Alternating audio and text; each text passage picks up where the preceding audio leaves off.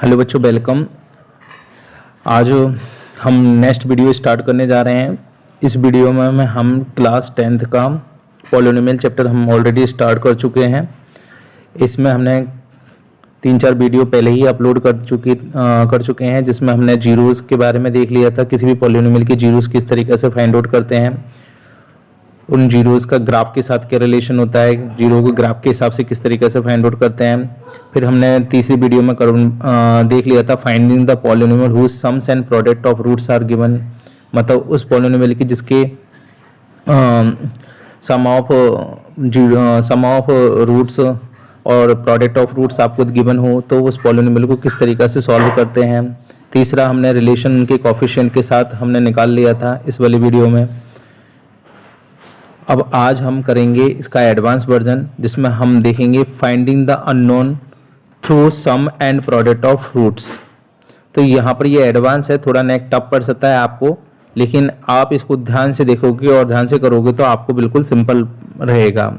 ये क्वेश्चन आपके एग्जाम में भी काफ़ी बड़े मार्क्स का बनता है, 5 या 6 मार्क्स का बन सकता है। तो इसको करते हैं और देखते हैं और अपने वो करते हैं, इसको देखते हैं। ठीक है, चलो स्टार्ट करते हैं। तो क्वेश्चन हमारे पास कंप्यूटर स्क्रीन पे है, इसको पढ़ते हैं और इसको सॉल्व करते हैं। तो क्वेश्चन में लिखा हुआ है the equation px square minus 17x plus 10 is equal to 0 minus plus 10 is equal to 0 has two distinct roots alpha and beta. और आपको एक रिलेशन दिया है, अल्फा इज इक्वल टू है 15/2 into beta. Find the value of p, इस p की value हमको find out करनी है। तो एक्चुअली में एक रिलेशन दिया हुआ है इसके रूट्स के बीच में, और इसकी कोफिशिएंट में किसी एक कोफिशिएंट को हमको पूछा गया है। तो इस टाइप के क्वेश्चन को सॉल्व करने के लिए हमारे पास क्या स्ट्रेटेजी है, किस तरीके से स्ट्रेटेजी फॉलो करें कि हमको ये क्वेश्चन सॉल्व हो जाए। तो यहाँ पर हम इसको आगे बढ़ते हैं और देखते हैं। तो इस क्वेश्चन को सॉल्व करने के लिए हमको एक्चुअली में 3 इक्वेशन बनानी पड़ेगी। एक इक्वेशन तो हमारी इस वाली जो स्टैंडर्ड फॉर्म है, इससे सम ऑफ रूट्स और प्रोडक्ट ऑफ रूट्स से निकल जाएगी। Sum of roots alpha plus beta होता है, इसकी वैल्यू -b/a होती है। अब वो आपको निकालना फर्स्ट सेकंड थर्ड वीडियो से आ गया होगा, मैं यहाँ पर डायरेक्ट लिख रहा हूँ। माइनस ऑफ माइनस, यहाँ पर -b/a करोगे तो माइनस तो फॉर्मूले का है, और एक माइनस इसका आ जाएगा b का -17/a की जगह पर आ जाएगा p। तो इसको सॉल्व करेंगे तो अपन क्या आ जाएगा 17/p। तो ये आपकी इक्वेशन बन गई, एक alpha plus beta is equal to 17/p। ये इसको इक्वेशन को फर्स्ट नाम दे देंगे। दूसरा है हमारा product of zeros, alpha into beta. Product of zeros क्या है, अल्फा इंटू बीटा, इसकी वैल्यू होती है c/a। अब c की जगह पर हमको क्या दिया हुआ है, c की जगह पर 10/p। c की जगह पर हमको क्या दिया है 10/p। c की जगह पर 10 है और a की जगह पर p है, सॉरी। तो प्रोडक्ट ऑफ जीरोस होता है c/a, तो c की जगह पर 10 और a की जगह पर p। तो ये हमारा दूसरी इक्वेशन हो गई। और तीसरी इक्वेशन हमको ऑलरेडी ये दी हुई है, alpha is equal to 15/2 beta. ये आपकी थर्ड इक्वेशन दी हुई है। अब इन तीनों इक्वेशनों का यूज करके ने हमको p की वैल्यू फाइंड आउट करनी है। इतना क्लियर हुआ यहाँ तक? तो हम क्या करेंगे, इसको सॉल्व करने के लिए हमको इसमें इनकी वैल्यू पुट करते हैं। ठीक है, अल्फा की वैल्यू 15/2 बीटा इसमें पुट करते हैं फर्स्ट इक्वेशन में, और सेकंड इक्वेशन में भी अल्फा की जगह हम पुट करेंगे 15/2 बीटा। तो ये वाली जो 2 इक्वेशन है हमारी कन्वर्ट हो जाएंगी बीटा में। ठीक है, फिर इसको आगे सॉल्व करते हैं। तो देखते हैं फर्स्ट इक्वेशन से, फ्रॉम फर्स्ट एंड थर्ड से अल्फा की वैल्यू यहाँ से उठा के इन दोनों इक्वेशनों में पुट करेंगे, इस इक्वेशन फर्स्ट में और इस इक्वेशन सेकंड में। तो जब हम फर्स्ट में इसको पुट करेंगे तो फर्स्ट इक्वेशन लिख लेते हैं एक बार। तो alpha plus beta is equal to 17/p है। तो अल्फा की जगह पर हम पुट करेंगे 15/2 बीटा। 15/2 बीटा को अपन 15 बीटा/2 ऐसे भी लिख सकते हैं, plus beta is equal to 17/p। ठीक है, अब इसमें एलसीएम ले लेते हैं, इसको थोड़ा सॉल्व कर लेते हैं। एलसीएम आप जानते हो इसका बीटा के नीचे कुछ नहीं है, तो बीटा के नीचे 1 मान लेते हैं, और इसका एलसीएम आ जाएगा 2।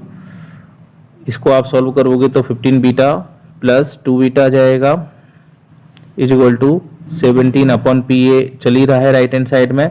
15 बीटा प्लस 2 बीटा आपका 17 बीटा हो जाएगा upon 2 is equal to 17/p। अब मैंने आपको बताया था इस टाइप से मल्टीप्लाई में हो तो 17 से 17 कट जाता है, तो 17 से 17 इसको काट सकते हैं, तो हमारा बच गया क्या, beta upon 2 is equal to बच जाएगा, ये कटने के बाद 1 बच जाते हैं शेष, तो 1/p। तो एक रिलेशन हमारा आ गया, बीटा इज इक्वल टू हो जाएगा, 2 इधर डिवाइड में तो उसको जाएगा तो मल्टीप्लाई में हो जाएगा, तो 2/p भी लिख सकते हैं, तो बीटा इज इक्वल टू क्या जाएगा 2/p। सिमिलरली इसमें हम देखते हैं, अब की बार हम इसको पुट करते हैं, नेक्स्ट बीटा की वैल्यू इसमें पुट करते हैं सेकंड इक्वेशन में, तो हम फ्रॉम सेकंड और थर्ड से हमको देखते हैं कि क्या आता है। तो यहाँ पर हमको दिया है alpha into beta is equal to 10/p। अब यहाँ पर अल्फा की जगह पर हम पुट करते हैं 15 बीटा अपॉन 2 इंटू ये वाला बीटा तो ऑलरेडी चल ही रहा है इज इक्वल टू 10/p। अब बीटा को बीटा से मल्टीप्लाई करेंगे तो ऑब्वियसली बीटा स्क्वायर आएगा, और 15/2 हमारे पास चल ही रहा है इज इक्वल टू 10/p। इसको थोड़ा सा सॉल्व कर लेते हैं, बीटा स्क्वायर अपनी जगह पर एज इट इज रहा, या फिर ऐसा करते हैं इस वाले इक्वेशन को फोर्थ इक्वेशन नाम दे देते हैं और यहाँ से बीटा की वैल्यू इसमें पुट कर देते हैं, तो ठीक है यही ठीक रहेगा। तो अपन क्या करते हैं,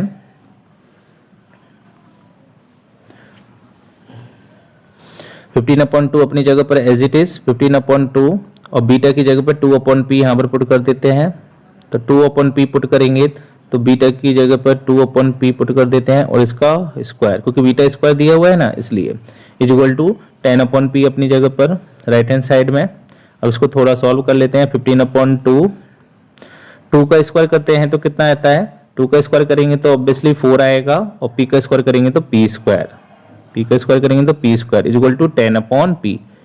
इसको थोड़ा सॉल्व कर लेते हैं, 2 से ये 4 कट जाएगा 2 टाइम्स, तो ऊपर तो बचा न्यूमरेटर में 15 into 2 that means 30p square is equal to इधर 10/p एज इट इज चल रहा है। अब चाहो तो इसको क्रॉस मल्टीप्लाई कर सकते हो या फिर इससे काट सकते हो, यहाँ पर 30 से कट सकता है 3 टाइम्स, तो अपन को जो बचा उसको लिख लेते हैं, p स्क्वायर को 1 से मल्टीप्लाई करेंगे तो p स्क्वायर और 3 को p से मल्टीप्लाई करेंगे तो 3p। इसको लेफ्ट हैंड साइड में ले आते हैं तो p square minus 3p is equal to 0, इन दोनों में से p कॉमन आ जाएगा तो p इज इक्वल टू क्या बचेगा, p minus 3 is equal to 0, p common ले लिया इन दोनों में से तो ब्रैकेट में बच जाएगा 2p में से 1p बाहर गया तो 1p बच जाएगा, और इधर ये p गया तो इधर -3 बच जाएगा। अब इस टाइप से क्वाड्रेटिक इक्वेशन को सॉल्व करते हैं तो आपने पिछली क्लासों में भी देखा होगा कि हमको करना क्या है, यहाँ पर आप देखो p इसको p को भी 0 के इक्वेट कर देते हैं और 3 - p को भी 0 के इक्वेट कर देते हैं, तो p को 0 इक्वेट किया तो p की एक वैल्यू आ गई p इक्वल टू 0, और p - 3 को 0 को इक्वेट करेंगे तो p की वैल्यू आ जाएगी 3।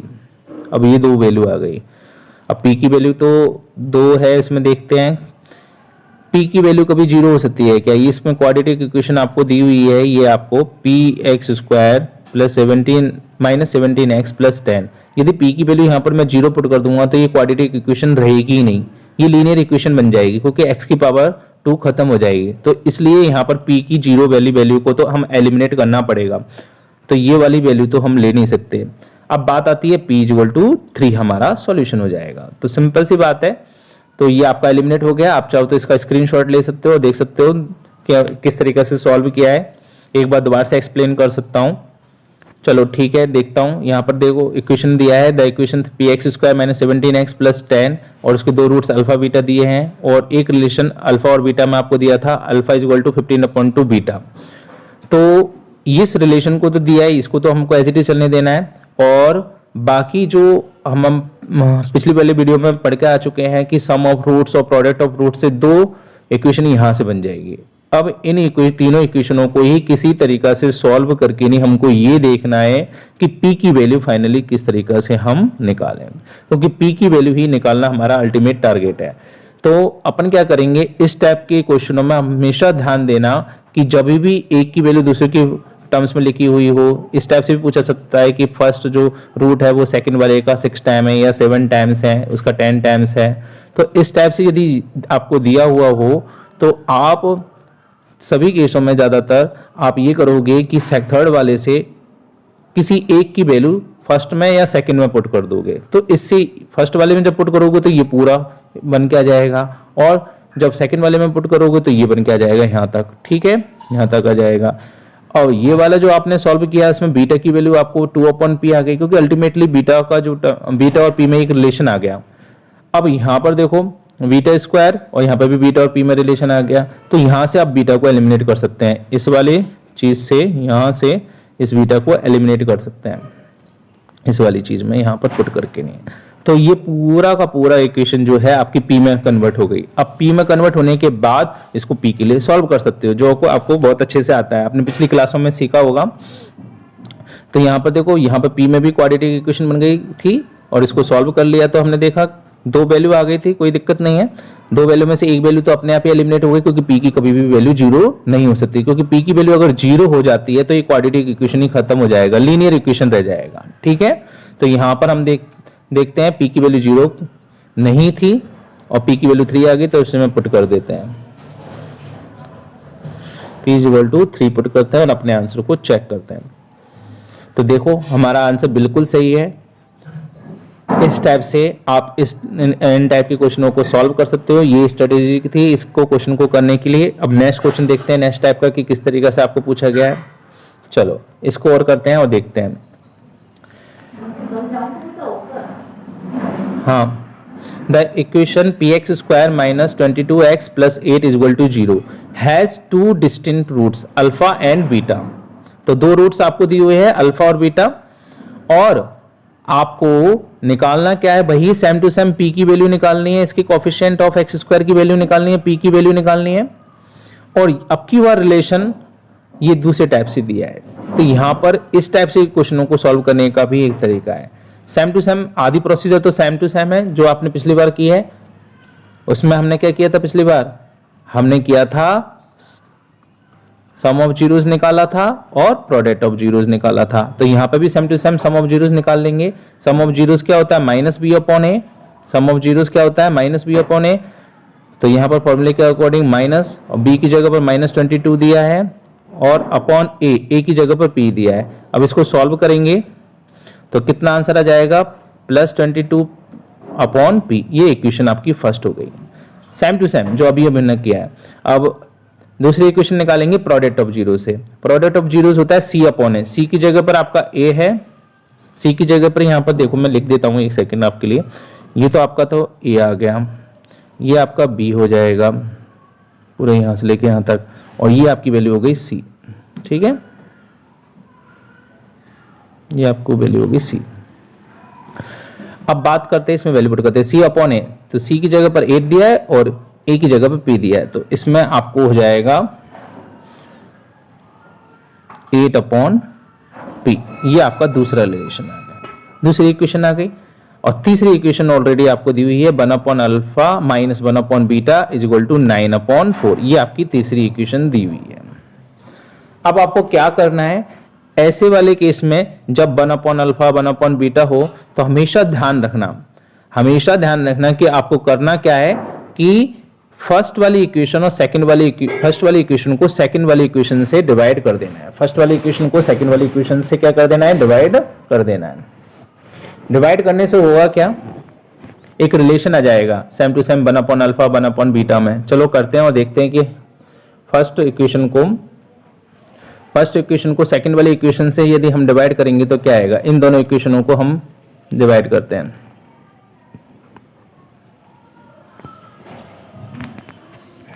एक सेकेंड,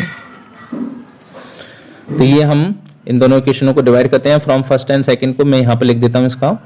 तो अल्फा प्लस बीटा = 22/p था, इसको मैंने सेकंड वाली इक्वेशन अल्फा बीटा से डिवाइड कर दिया, तो इधर भी डिवाइड हो जाएगा 8/p से। इसको सॉल्व करते हैं।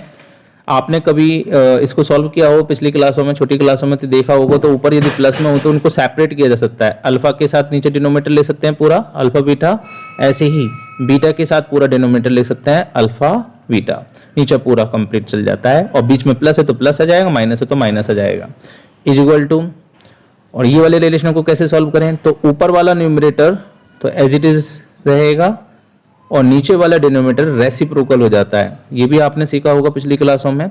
ऊपर वाले न्यूमरेटर एक फ्रैक्शन की फॉर्म में है, नीचे वाला भी फ्रैक्शन की फॉर्म में है, तो इसमें घबराने वाली बात नहीं है। इसको सॉल्व करते समय ऊपर वाला जो न्यूमरेटर है उसको एज इट इज रखते हैं और नीचे वाले डिनोमिनेटर को जो कि फ्रैक्शन फॉर्म में उसका रेसिप्रोकल कर देते हैं। 8/p का रेसिप्रोकल हो जाएगा p/8। ठीक है, इसको कर दिया, p से p कट जाएगा और 22/8 यहाँ पर आपको बचा। 22/8 भी कट जाता है वैसे तो 2 की टेबल से, इसको थोड़ा रिड्यूस कर सकते हैं तो ये आ जाएगा 11/4। अब इसको यहाँ पर देखते हैं, अल्फा और अल्फा कट जाएगा, अल्फा से अल्फा कट जाएगा तो क्या बचेगा, केवल 1/बीटा। सेम टू सेम यहाँ पर बीटा से बीटा कट जाएगा तो क्या बचेगा, 1/अल्फा।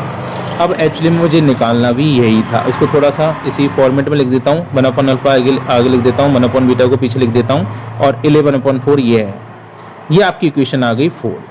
अब आपको मेनली इस फोर्थ वाली इक्वेशन और इस थर्ड वाली इक्वेशन को कंपेयर कराना है। देखो फॉर्मेट भी सेम टू सेम है, इस टाइप का इसका फॉर्मेट और इसका फॉर्मेट देखने में एक जैसा लग रहा है।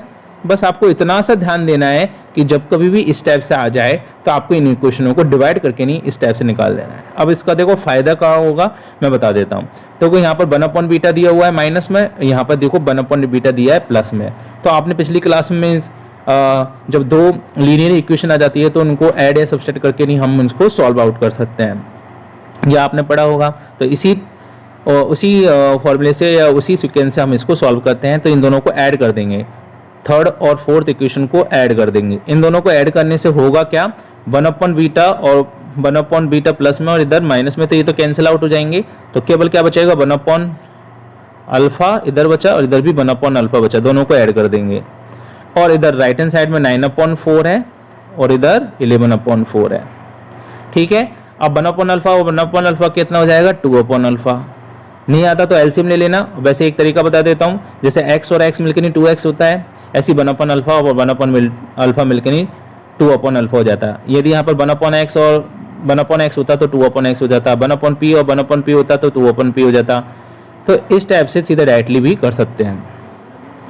और यहाँ पर एलसीएम लेंगे, यहाँ पर तो एलसीएम तो सेम है तो न्यूमरेटर डायरेक्टली ऐड हो जाते हैं। 9 + 11 को ऐड करेंगे तो ये हमारा हो जाएगा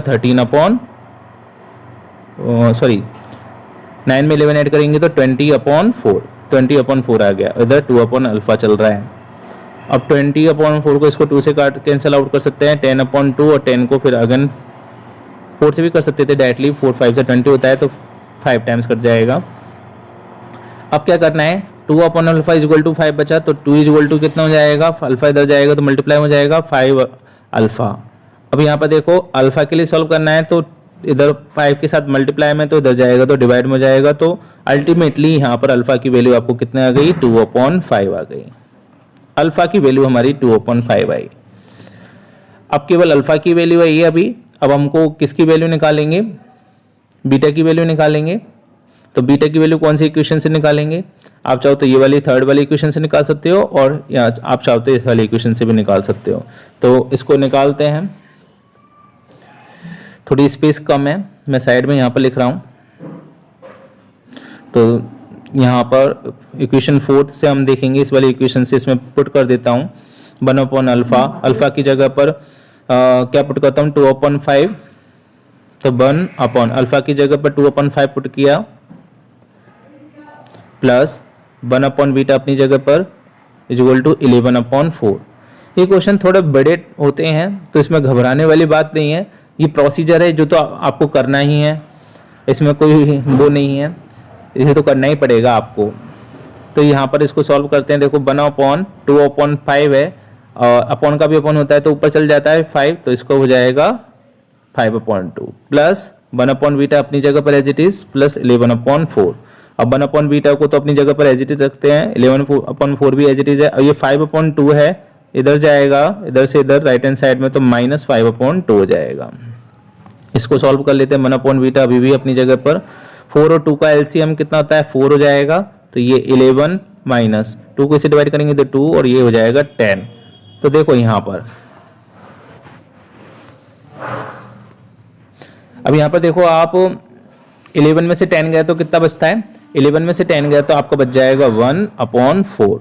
तो 1 बीटा की वैल्यू आ गई 1/4, तो बीटा की वैल्यू कितनी जाएगी, इसका 1 बीटा का रेसिप्रोकल कर दो, बीटा होता है तो 1/4 का भी रेसिप्रोकल करना पड़ेगा, ये आपका हो जाएगा बीटा की वैल्यू आ गई 4।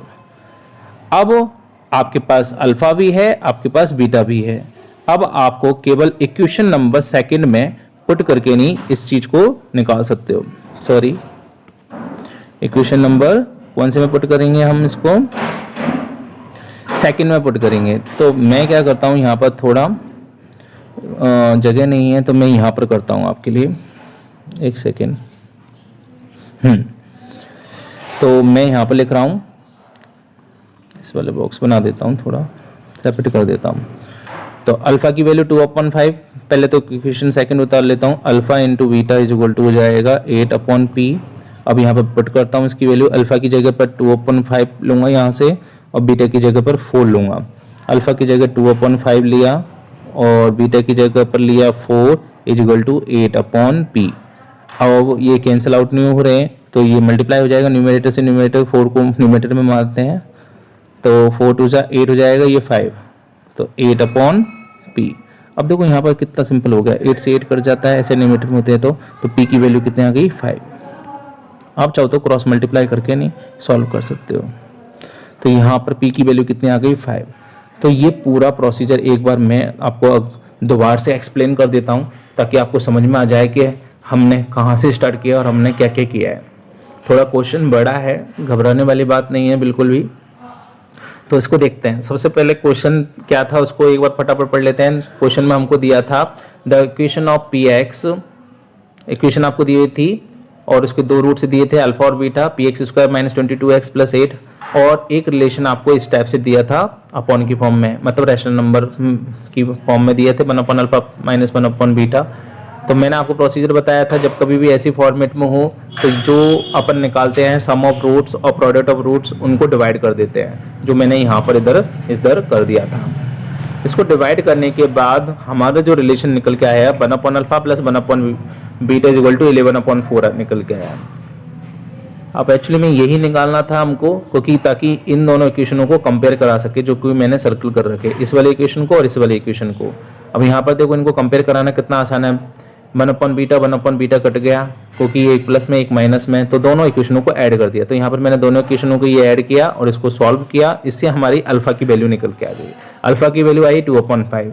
अब अल्फा की वैल्यू जो आई उसको या तो थर्ड में पुट कर सकते हो या फोर्थ में पुट कर सकते हो। मैंने यहाँ पर इसको फोर्थ में पुट किया है, ये और फोर्थ में ये पुट करके नहीं मैंने ग्रीन कलर से यहाँ पर इसको सॉल्व कर दिया। इसकी मैं बीटा की वैल्यू आपको आ गई 4। अब अल्फा भी आ गया और बीटा भी आ गया। अब चाहो तो इक्वेशन फर्स्ट में या इक्वेशन सेकंड में पुट करके नहीं पी की वैल्यू फाइंड आउट कर सकते हो। तो मैंने यहाँ पर चूज किया है सेकंड इक्वेशन, जो कि मैंने यहाँ पर ये बॉक्स बना रखा है। मैंने यहाँ पर ये बॉक्स बना के नहीं इसको सॉल्व किया है। अब देखो अल्फा इंटू बीटा 8/p था, मैंने केवल वैल्यू पुट कर दिया और इसको सॉल्व कर दिया, तो p की वैल्यू अल्टीमेटली कितने आ गई मेरी 5 आ गई। तो दोस्तों ये वीडियो थोड़ी लंबी हो गई, केवल 2 क्वेश्चन कराए हैं मैंने अभी, 2 क्वेश्चन में ही आपकी वीडियो काफ़ी लंबी हो गई। तो घबराने वाली बात नहीं है, आप एक ही चीज़ को समझोगे तो आपको समझ में आएगा। आपके एनसीईआरटी बुक में भी ये क्वेश्चन दिए हुए हैं एज इट इज़, प्रोसीजर वही करना होता है क्योंकि हमको मार्क्स लगने हैं तो काम तो सारा करना ही पड़ेगा। तो घबराने वाली बात नहीं है, आप करोगे तो आपको भी आ जाएगा, 1-2 बार आपको हाथ से भी करना पड़ेगा तभी आपको आएगा, ठीक है। ये इसमें कोई शॉर्ट ट्रिक नहीं है, आपको पूरा लॉन्ग प्रोसीजर से स्टेप से सॉल्व करना ही पड़ेगा। तो पी की वैल्यू कितनी आ गई, फाइनली हमारी 5 आ गई। 5 को हम पुट करते हैं इसमें और अपना क्वेश्चन चेक करते हैं। तो हमने चेक किया, हमारा आंसर बिल्कुल सही है। इस टाइप से आप इसको सॉल्व कर सकते हो। मैं आपको हिंट बता देता हूँ कि इन्होंने किस टाइप से किया है। तो देखो स्ट्रेटेजी में आपको दिया हुआ है, ये इक्वेशन दी थी, इन्होंने क्या किया, ये 3 इक्वेशन बनाई थी सेम टू सेम। फिर इसके बाद इन इक्वेशनों को कंपेयर करा के 1 अल्फा प्लस 1 बीटा वो ये 11/4 लेके आए ये। फिर इसके बाद इन्होंने अल्फा की वैल्यू को सॉल्व किया, दोनों को ऐड करके नहीं, जो कि हमने ऑलरेडी किया था, हमने भी ऐसे ही किया था। तो अल्फा की वैल्यू कितना आ गया 2/5। फिर इन्होंने क्या किया, अल्फा की वैल्यू किसी इक्वेशन में पुट करके नहीं और बीटा के लिए सॉल्व कर लिया, तो बीटा आ गया आपका 4। और फिर फाइनली इन्होंने प्रोडक्ट ऑफ जो जीरोस था उसमें अल्फा और बीटा की वैल्यू पुट करके नहीं और यहाँ पर p की वैल्यू 5 निकाल ली। इस टाइप से हमारा पूरा सॉल्यूशन हो गया p = 5। तो देखो आप खुद ही देखो इन्होंने कितना बड़ा क्वेश्चन को सॉल्व किया है, तो ये तो करना ही पड़ेगा, इसमें कोई दोहराया नहीं है, आपको इतना प्रोसीजर तो फॉलो करना ही पड़ेगा। यही सारी स्ट्रेटेजी है, इतनी बड़ी स्ट्रेटेजी को फॉलो करके ही आपको इस क्वेश्चन को अटेम्प्ट कर सकते हो। एक एक स्टेप को तो फॉलो करना ही पड़ेगा, कोई दिक्कत नहीं है, बिल्कुल एकदम सिंपल है। आप धीरे धीरे पढ़ोगे तो अपने आप ही आपको आ जाएगा। चलो अब नेक्स्ट क्वेश्चन पर बढ़ते हैं, देखते हैं क्या है।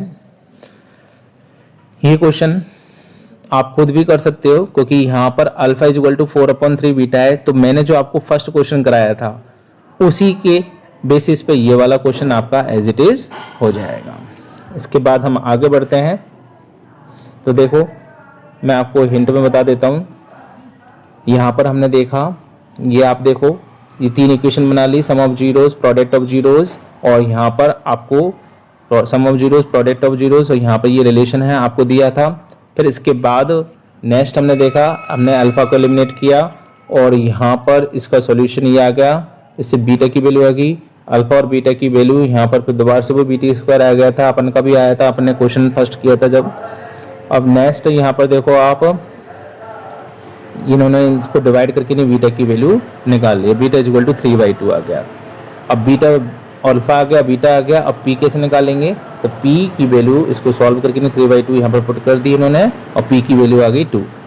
तो यही प्रोसीजर आपको मैंने फर्स्ट वाले क्वेश्चन में कराई है, आप सेम टू सेम आप खुद ट्राई कर सकते हो और देख सकते हो कि इस क्वेश्चन को किस तरीक़ा से सॉल्व करना है। ये मैं आप पर छोड़ता हूँ, आपको खुद को करना है। तो p की वैल्यू मैं डायरेक्टली पुट करके नेक्स्ट क्वेश्चन पर जंप करता हूँ, ठीक है। अब ये देखो चौथा क्वेश्चन भी अभी मैंने किया है, सेकंड वाले क्वेश्चन की तरह ही है, तो ये भी आप खुद ही कर सकते हो। तो इस टाइप से आपको क्वेश्चन आपके पास दिए हुए हैं, आप अपनी क्वेश्चन करके नहीं प्रैक्टिस बढ़ा सकते हो और इन क्वेश्चनों में मास्टरी हासिल कर सकते हो।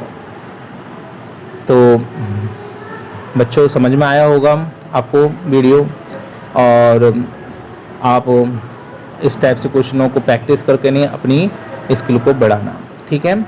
Thank you, take care, bye.